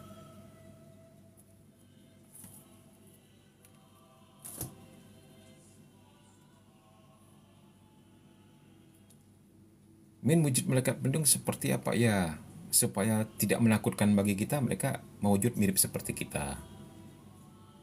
Mereka pure spirit, roh yang murni. Mereka terserah ingin bentuk seperti apa aja. Seringkali menyesuaikan dengan daya cerap kita, imajinasi kita, mereka bisa bentuk apa saja. Ya, jadi jangan terpaku kepada bentukan, karena mereka di atas ruang dan waktu. Ya. Mereka hidup di dimensi lain. Seperti orang yang mengatakan, Lucifer bentuknya ini itu, Lucifer bentuknya ini itu, it's okay sih, ya. Karena gambaran manusia butuh gambaran, it's okay. Tidak apa-apa. Tetapi kita juga paham, mereka pure spirit, mereka bisa berbentuk apa saja seturut mereka mau. Yang bisa kita kenal paling dari sifat-sifat mereka, ya. Akhirnya gereja menggolongkan yang namanya kesombongan itu Lucifer kan gitu, bentuknya seperti ini. Yang namanya kemarahan itu Satan, bentuknya seperti itu. Karena manusia butuh gambaran-gambaran. Tapi intinya Mimi mau katakan jangan terpatok pada bentuk. Ya, karena mereka bisa berwujud apa aja. Demikian juga setan. Jadi kalian nggak akan ketemu kuntilanak, genderuwo di luar negeri ya. Atau pocong ya teman-teman. Karena mereka akan wujud seturut imajinasi lokal. Ternyata mereka juga menghormati kearifan lokal ya. Mana yang menurut lokal itu serem, mereka seperti itulah. Ya, Kak ada doa khususnya Kak untuk melatihnya? Nggak ada sih, tapi coba aja googling doa kepada malaikat pelindung. Nah, kalau kamu mungkin tiap hari doakan, ya, kelak bolehlah berharap mereka akan kontak-kontak kamu. Benar itu. Itu boleh berharap. Kalau kamu rajin berdoa kepada malaikat pelindung, boleh berharap suatu hari mereka akan kontak-kontak kamu. Walaupun menurut Mimin gini ya, maksudnya gini, it's okay lah untuk bunga-bunga iman, bunga-bunga perjalanan rohani. Walaupun itu bukan sesuatu yang penting untuk keselamatan jiwa maksud Mimin gitu ya. Tapi untuk sebuah hiburan rohani is okay. Atau mungkin suatu hari kami punya misi, oleh Tuhan dikasih misi untuk mengaktifkan kembali malaikat pelindung untuk sharing kepada orang betapa pentingnya, betapa efektifnya malaikat pelindung. Is okay, no problem ya. Kemudian malaikat pelindung kontak kamu, menjadikan kamu dutanya gitu. Who knows? Kita nggak pernah tahu.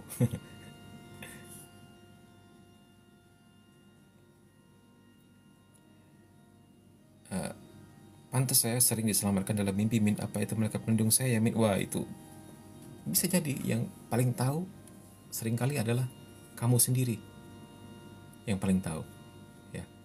Boleh dibawa dalam doa ya. Min, adakah yang seperti di mitologi Kristen? Maksudnya gimana? Min, request sering bahas tentang malaikat juga baik. Iya, ini sekalian ya. Jadi kita sekalian disuntik-suntikin. Ya, kenapa Min fokus di demonologi daripada angelologi? Karena begini, banyak sekali umat Kristen, umat Katolik khususnya, tertipu dengan ada yang namanya dukun-dukun palsu, dukun-dukun yang ngaku Katolik, dan itu real di dalam kehidupan nyata. Dan ketika mereka merasa tidak menemukan penyembuhan di dalam gereja, mereka cari alternatif lain dan akhirnya malah menyembah setan. Itu loh, ini sebuah keprihatinan. Jadi ini lahir daripada keprihatinan itu. Nah kalau tentang malaikat kan, malaikat malah melindungi manusia ya, nggak pernah bikin kasus gitu loh. Gitu kan ya, kita selip-selipkan saja berita tentang malaikat ya gitu. Ya mungkin seperti itu juga gambaran di dunia sana ya, seperti kalian lebih suka film horor daripada film orang baik. Bisa jadi ya seperti itu ya. Itulah, it's okay kita selip-selipkan karena kan kita sudah bilang tadi, demonologi itu bermaksud mewartakan kemenangan Kristus atas setan, bukan kita mewartakan setan gitu ya. Untuk membaca buku-buku demonologi atau eksorsis ini harus dimulai dengan doa dan tetap juga ya, Min. Ya, sebaiknya seperti itu ya. Takutnya kita jatuh dalam dosa malah mewartakan iblis, karena kita tahu mereka intelijensinya lebih pintar dari kita. Jadi berhadapan dengan makhluk-makhluk yang setara malaikat ini, kita wajib minta pertolongan Tuhan. Maksud Min begitu. Jangan meremehkan, jangan anggap sepele gitu loh ya. Karena kita makhluk manusia yang lemah di antara tiga kodrat nih, kodrat ilahi, kodrat manusia, dan kodrat malaikat. Kodrat kita yang paling lemah, mudah sekali jadi bulan-bulanan, sehingga manusia harus memilih mau nempel ke siapa, ke Tuhan atau ke setan. Nggak bisa berjalan sendiri di tengah-tengah, jadi bulan-bulanan pasti ya.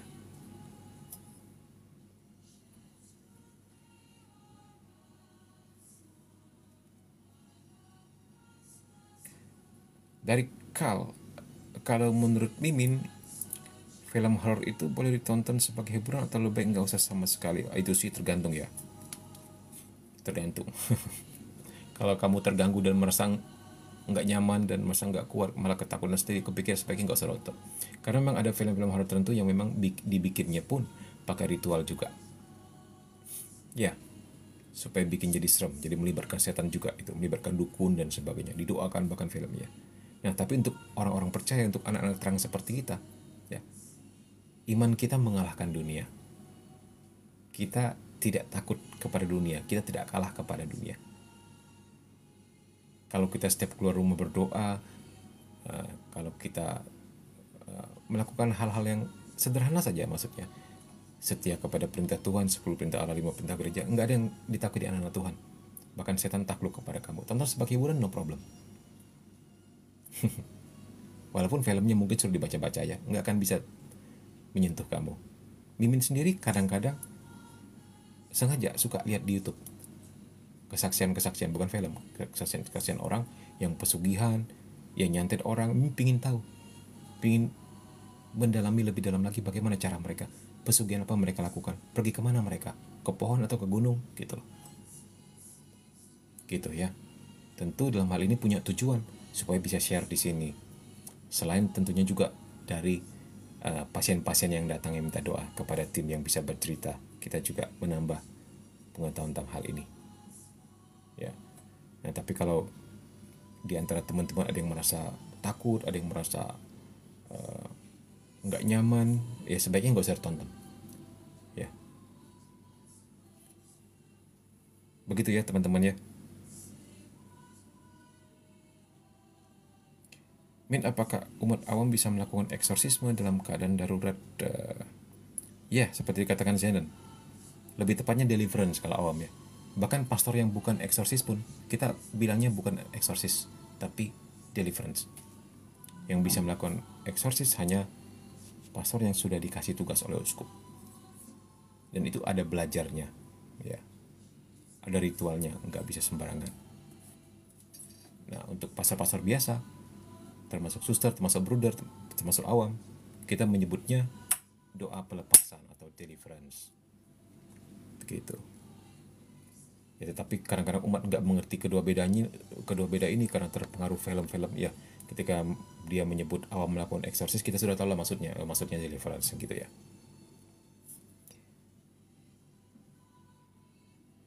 Min, kok suaranya agak beda lagi, pilek ya? Ini agak pilek dikit memang. Wah, minum ini habis lagi nih sebentar ya.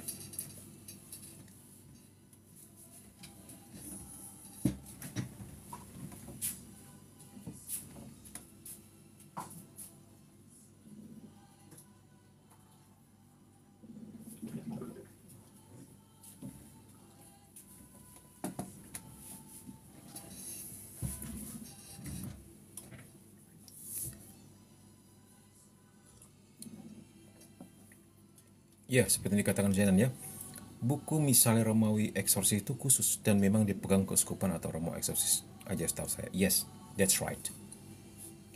Bahkan untuk dapat buku ini, kemarin kan ada ini apa? Ada itu seminar eksorsisme internasional di Pontianak, Kalimantan Barat ya. Nah, pada waktu itu ada dijualah buku-buku tertentu ya. Dan ada buku tertentu yang hanya boleh dipegang imam, tidak dijual kepada awam. Nah, ini dia. Nah, jadi Mimin mendapatkannya dengan cara diberi seorang imam kepada Mimin. Bukan untuk digunakan dalam doa, karena ini juga isinya ternyata juga cuma doa-doa sih ya. Dan cuma untuk dipelajari saja.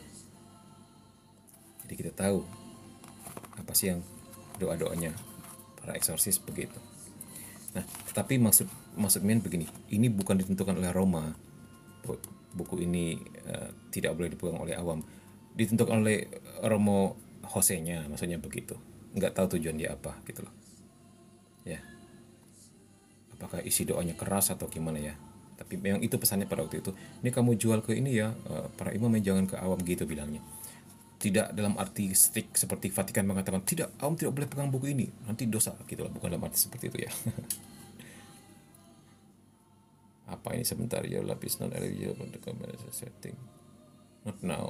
Aduh, live kita ini dibilang apa not necessary eligible, dibilang nggak penting. Dibilang tidak menarik oleh TikTok. Ay. Karena mungkin karena Mimin tidak muncul wajah ya teman-teman. Bahaya kalau Mimin membahas demonologi terus muncul wajah nih teman-teman. Nanti Mimin bisa disantet. Enggak, bercanda ya. Kita anak Tuhan sih nggak takut hal begituan ya.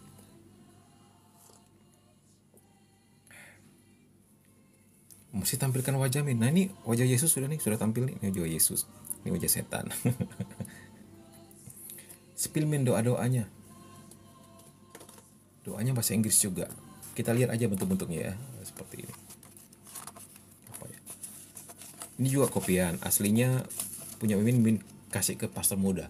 Ada pastor muda yang pengen belajar eksorsis ya. Pengen belajar dari first dulu karena dia belum jadi pastor eksorsis. Mimin kasih ke beliau. Dan katanya berguna ini. Dia pelayanan di pedalaman, dia pegang buku ini katanya sangat berguna ya. Nih isinya seperti ini.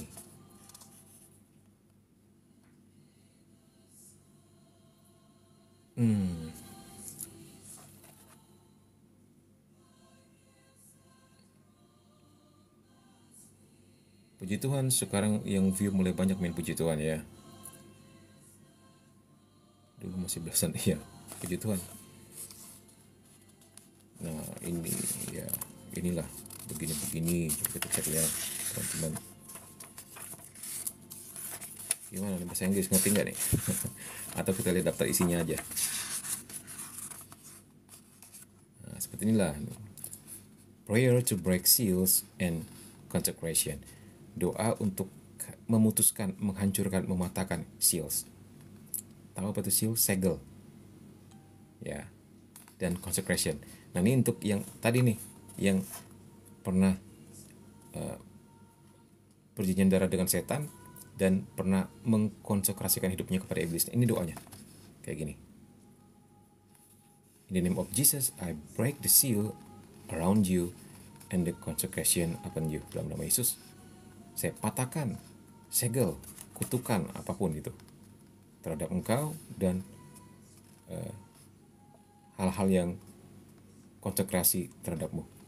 Kalau dia pernah melakukan persembahan kepada setan ya, itu dipatahkan. Disuruh ulangi 3 kali, ya begitu. Nah ini doa untuk mematahkan kutuk dan mantra dan sebagainya teman-teman. Juga doa kepada Santa Perawan Maria juga banyak di sini. Dan Bunda Maria selalu dilibatkan dalam setiap eksorsisme. Itu yang mantap, karena kesaksian para eksorsis, setan paling benci dengan Perawan Maria. Ya, jadi dalam teologinya dulu kan dikatakan bahwa setan adalah atau Lucifer adalah salah satu malaikat yang paling indah. Ya. Sekarang posisinya sudah di-replace oleh Perawan Maria, sudah diganti, makanya dibenci banget, gitu. Dan selalu dilibatkan. Ini doa kepada Santa Mikael ya.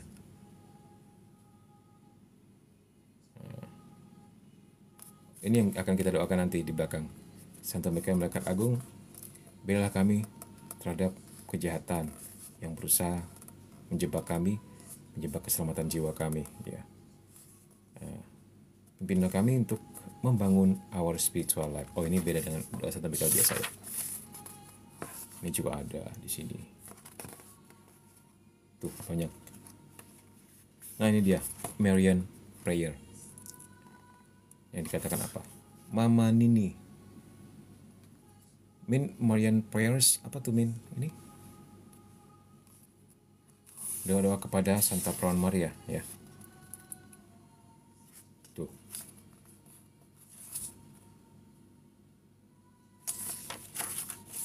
Ya.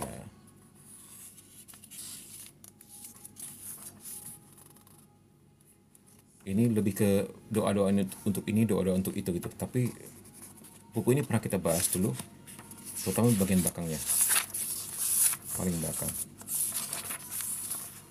Nah ini dia ya. Tahun lalu pernah kita bahas ya. Nanti boleh kalau bahan-bahan kita sudah habis, kita bisa kembali ke bukunya Pastor Robeni lagi dan kita lihat di sini. Ini cukup penting. Kita mau checklist ya. Okultis dan esoterik, kurang lebih ada 2 ini ya. Ini praktik perdukunan, ya, ini juga praktik perdukunan lah kurang lebih. Jadi kalau kita sebutkan tadi media-media atau pintu masuk bagi iblis dalam kehidupan kita, apa saja sih itu? Nah ini, kalau kamu pernah terlibat di agama-agama alternatif, punya jimat, amulet dan talisman jimat ya, punya animal magnetism or mesmerism, jadi seperti magnet tapi ada sesuatu di dalamnya, seperti magnet yang diisi. Animisme dan paganisme, nah, ini dia astral travel or projection. Ini seperti merogoh sukma ya kalau bahasa Jawa ya. Jadi melatih rohnya keluar dari tubuh. Nah ini juga bahaya. Jadi pintu masuk bagi iblis. Astrologi, ramal-meramal ya, ramal bintang. Tentu maksudnya ramal nasib juga. Automatic hand writing or spirit writing. Jadi penulisan tangan otomatis atau manggil roh untuk menulis ya, seperti jelengkung, seperti papan wiji itu ya. Itu jangan ya teman-teman. Kabalah juga ini seperti tradisinya orang Yahudi tapi sudah ke arah mistik, bukan mistik beneran ya, tapi mistik yang memanggil arwah juga. Kabalah seperti yang dilakukan oleh Medana penyanyi pop itu, dia kabalah loh. Sehingga kita lihat dia operasi plastik terus. Dari buah-buahnya nampak ya. Dulunya memang dia Katolik ya. Bahkan dia juga misdinar ya. Bahkan juga dia aktif sekali di gereja sampai suatu hari dia diperkosa. Ceritanya begitulah. Wah ini Mimin kalau ngomong vulgar ini takut di-ban oleh TikTok, diperkaos gitu ya. Ya mungkin apakah dari situ dia kabupaten berat sehingga akhirnya menjadi lebih ke satanis dan kemudian menganggap dirinya juga masih Katolik. Akhirnya dia memadukan ya antara rosario dengan kalung satanik juga, kayak gitu-gitu deh. Dan dia mengikuti kabalah. Nah, berkonsultasi kepada, nggak tahu nih bahasa Filipina karena Father Jose ini orang Filipin. Pastor Jose ini eksorsis tetapi juga seorang psikolog atau psikiater ya. Apa sih bedanya? Mungkin kurang tahu. Ahli kejiwaan lah pokoknya gitu, yang profesional dulunya. Sehingga ini keren sekali kalau dia bicara tentang demonologi karena dia melihat dari berbagai ilmu ya. Nah, terus berkonsultasi, consulting spirit guides, berkonsultasi kepada pemandu arwah, roh-roh leluhur ya, familiar spirit, roh-roh penjaga seperti kodam ya. Roh-roh astral. Nah, ini dia ya teman-teman, ini adalah pintu masuk. Kenapa kita nggak boleh main-main juga dengan hal yang seperti nama cek kodam lah apalah gitu kan. Ya puji Tuhan kalau bohong ya.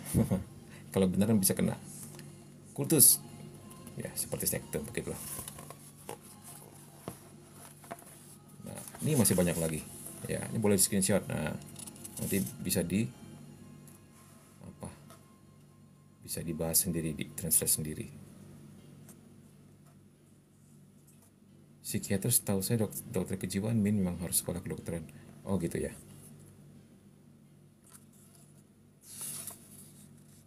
Pemandu arwah itu apa ya Min? Sama kayak malaikat pelindung kah? Kayaknya lebih ke ini deh, lebih ke orang yang menjadi seperti juru kunci, mungkin begitulah ya. Nggak begitu ngerti juga karena bukan budaya kita, ini lebih banyak budaya Filipina. Nah ini bisa dicek sendiri ya teman-teman. Ini juga reinkarnasi, kepercayaan terhadap reinkarnasi dan membaca kehidupan masa lalu, ini juga dihindarkan ya. Ini bisa menjadi sarana iblis untuk bisa ngerjain kamu. Satanisme sudah jelas. Ini palm reading, membaca garis tangan. Power of the mind, kekuatan pikiran. Oracle ramalan tentunya. Nih, opening the third eye, buka mata ketiga. Hati-hati ya. Karena dalam banyak kasus bukan dibuka matamu, tetapi ada roh yang ditempelkan ke dirimu oleh si pembuka itu, sehingga roh tersebut membuat kamu bisa melihat apa yang seharusnya tidak dilihat. Jadi ada hantu yang nempel. Ya, sebenarnya bukan buka mata ketiga. Ini dia. Dalam banyak kasus itu yang terjadi. Sebaiknya jangan deh. Jadi orang normal saja yang rajin berdoa ya. offering to idols and other similar rituals like food offering, animal sacrifice, and blood offering. Ya, ini seperti mempersembahkan kepada idola-idola tertentu. Ya, idol itu maksudnya ya berhala lah ya, mempersembahkan kepada berhala, atau seperti ritus-ritusnya mirip seperti itulah yang sampai bawa persembahan makanan, mengorbankan animal, dan bahkan darah, mempersembahkan darah. Numerologi ya, New Age, necromancy, udah otomatis ya, ramalan juga. Mind control program ya, program kontrol pikiran. Nah ini dia mediumship. Apa itu mediumship? Itu menjadikan tubuhmu sebagai tempat wadah bagi iblis untuk masuk dan kemudian berbicara. Ini nggak boleh.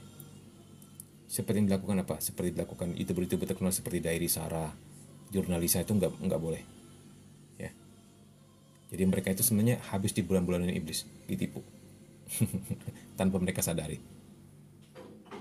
Horoskop. Nah ini juga hati-hati, heavy metal music and death metal music. Seringkali disisipi, ya. Ini mungkin bagi beberapa orang sepertinya ini kan cuma musik doang. Apa sih, mitos doang sih. Nah ternyata menurut kesaksian para satanis yang sudah bertobat, dulu cara kerja mereka juga menyusupkan mantra tertentu lewat musik. Itu dia. Atau kalimat-kalimat tertentu lewat musik. Ini menurut mereka sendiri ya, yang bersaksi. Gnosticism, geomancy, Freemasonry, ya ini dia. Dan other secret societies. Jadi kelompok-kelompok rahasia tertentu juga. Fortune telling, meramal masa depan, feng shui, ya, dan sebagainya.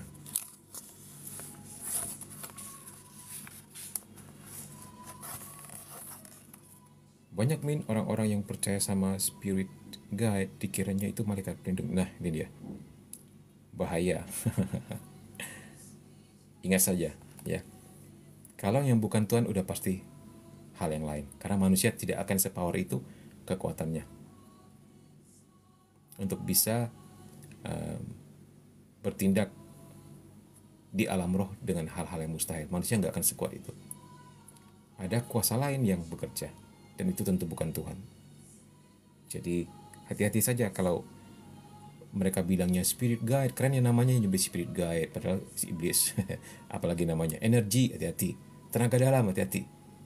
Dalam banyak kasus kita ketemu di lapangan, ketika aku isi kau dengan tenaga dalam, aku isi kau dengan energinya, padahal sebenarnya sedang ditransfer, sedang ditempelin setannya begitu. Jadi hati-hati ya. Setan juga menggunakan istilah-istilah yang canggih, teman-teman. Wow, keren. Scientology ya, seperti yang diikuti Tom Cruise. Hati-hati. Sciences ini nggak tahu. Shamanism ya, ini dukun lah ya. Sorcery ya, yang peramal lah.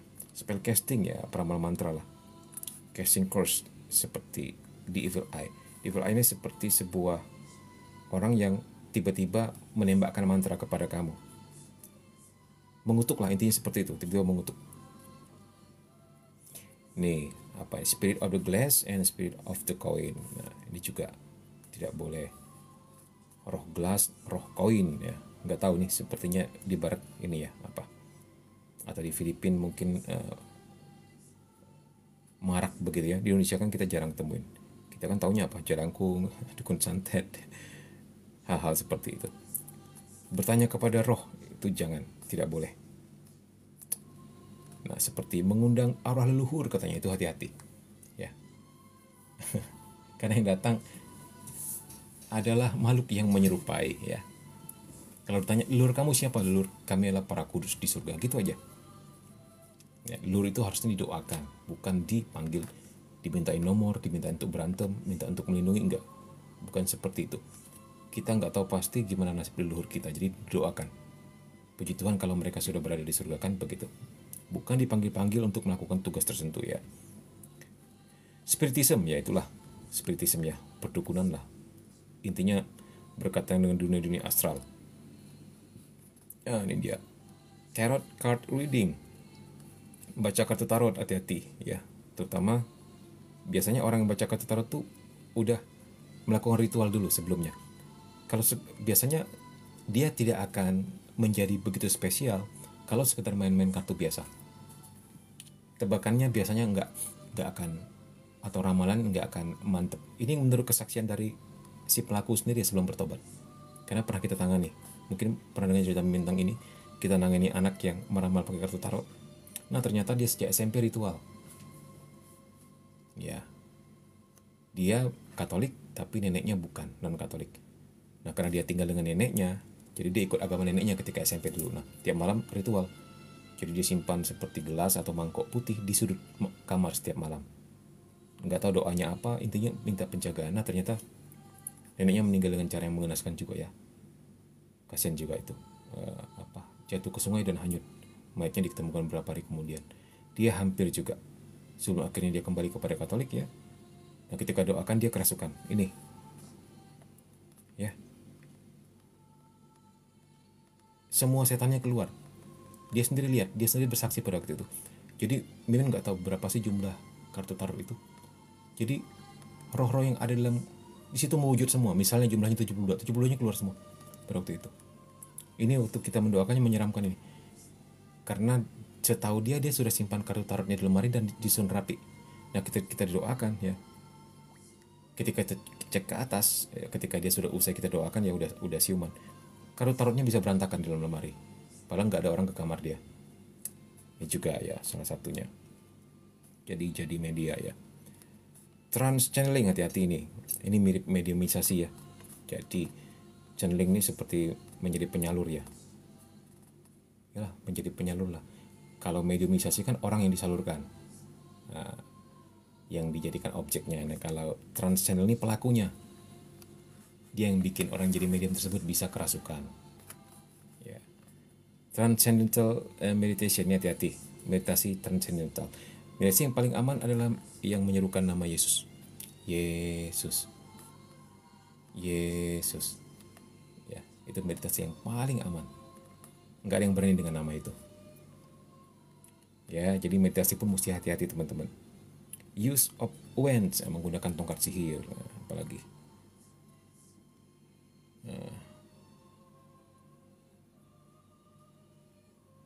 Sebentar kita lihat. Voodoo, tahulah voodoo ya. Wicca, tahulah Wicca ya. Masih kurang lebih seperti inilah witchcraft. Oke, itu deh. Nah, ini dari buku ini. Sebentar kita lihat apa komen teman-teman semua.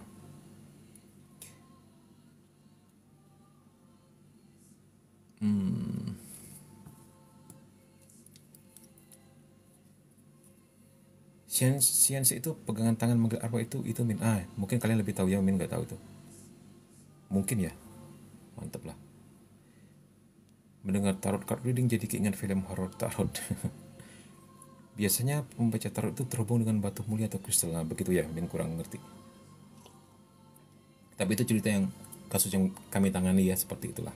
Ya mungkin ada orang luar sana sekedar main tarot untuk biasa-biasa saja atau untuk main-main aja. Mungkin ada juga yang nggak kenapa-kenapa gitu, kita nggak pernah tahu ya. Tapi itu Mimin cerita yang Mimin alami ya. Min, saya pernah beli tarot tapi nggak pernah ritual, mending dibuang. Nggak ngerti, jadi diapain ya. Disimpan juga nggak apa-apa sih sebenarnya ya, sejauh nggak pernah ritual ya. Tapi memang sepertinya diarahkan ke ritual ya untuk tarot ya, soalnya kan nah seperti katakan tadi biasanya terhubung dengan kristal atau untuk meramalkan sesuatu ya. Mungkin awalnya main-main gitu kan, akhirnya ketika merasa ini kok kurang afdol ya kalau saya cuma main-main ya, oke saya bantu dengan buka diri deh gitu kan. Kemudian dia akhirnya membuka diri atau punya media untuk memanggil kuasa yang lebih kuat daripada dirinya sendiri untuk membantu dia meramalkan. Akhirnya ending-endingnya begitu, karena si anak cewek yang mimin tangani tadi dia dijadikan profesi, dia sering kali dipanggil dan ramalan terakhir-terakhir ini dibilang tidak pernah meleset. Luar biasa nggak? Terakhir ketika dia bertobat dia bilang pantas ya, setahun terakhir ini ramalan saya nggak pernah meleset, ternyata makin kuat barang itu katanya. Makanya ketika dia naik ke rumah doa kita muntah-muntah dia, karena ada barang seperti itu yang ditunggangin, yang menumpangi dia ya. Ketika baru didoakan dia langsung manifest, langsung rohnya teriak ya. Aku suka ikutan konten tarot reading, Min.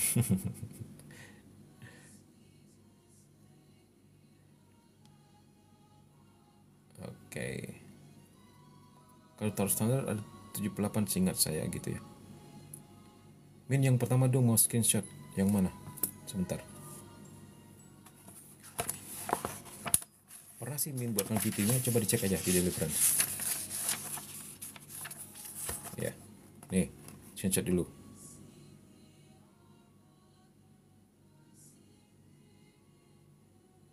Sudah? Kalau sudah, ini lagi. Atasnya dulu deh. Atasnya screenshot ya. Atasnya. Kalau sudah, ini lagi. Oke.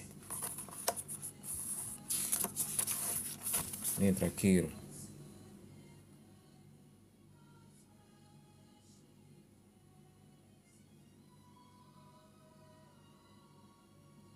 Oke.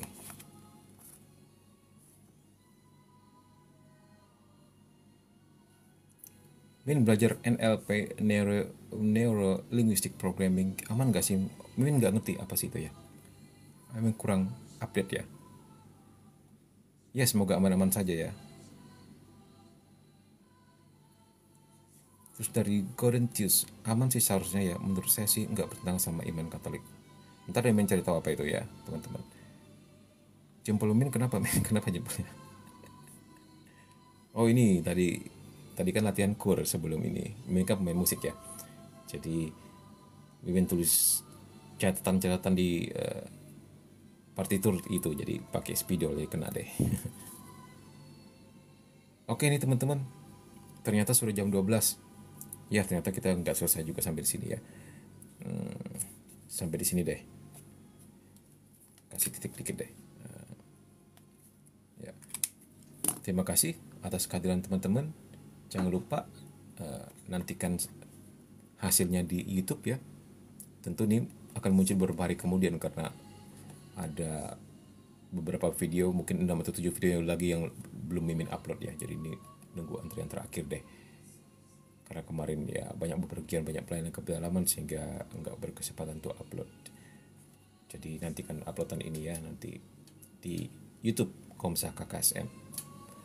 Untuk mereka yang ingin mampir ke Telegram Mimin nih, Telegram Komsah KKSM Online, boleh juga join di dalam grup yang Mimin bikin ya. Nanti kita bisa lebih feel free chat atau cerita-cerita di sana ya. Oke teman-teman semua, terima kasih untuk like, share, comment, and give-nya. Kita mau doa penutup ya.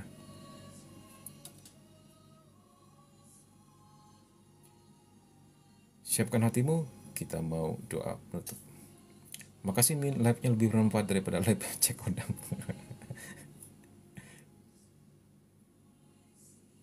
Oke. Dalam nama Bapa dan Putra dan Roh Kudus. Amin. Sator arepo tenet opera rotas. Aku mempersembahkan seluruh hidupku dengan sepenuh hatiku kepada Bapa yang menjadi tempat perlindunganku, juga yang memeliharaku. Santo Mikael Malaikat Agung, belalah kami pada hari pertempuran, jadilah pelindung kami melawan kejahatan dan jebakan si jahat. Dengar rendah hati kami mohon, kiranya Allah menghardiknya, dan semoga engkau, hai Panglima pasukan surgawi, dengan kuasa Allah, mencampakkan ke dalam neraka setan dan semua roh jahat lain yang berkeliaran di dunia, hendak membinasakan jiwa-jiwa. Bunda Maria doakan kami, Malaikat Agung Mikael berperanglah bagi kami senantiasa, para malaikat pelindung, dan para kudus di surga, beserta kami selalu. Kemudian kepada Bapa dan Putra dan Roh Kudus, seperti pada permulaan, sekarang, selalu, dan sepanjang segala abad.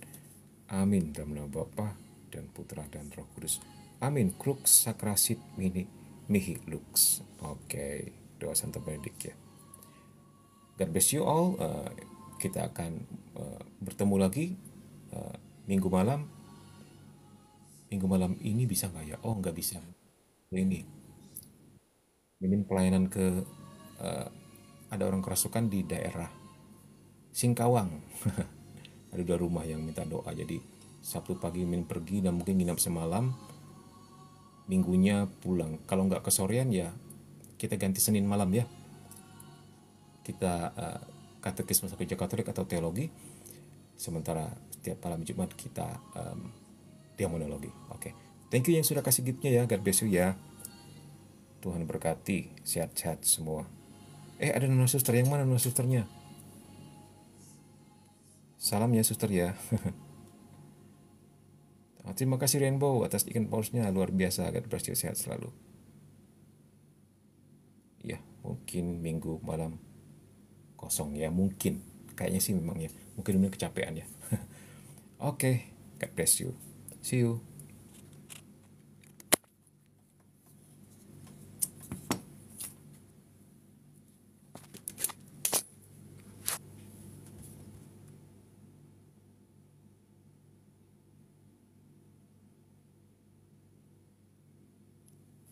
Semoga jadi suster beneran. Amin.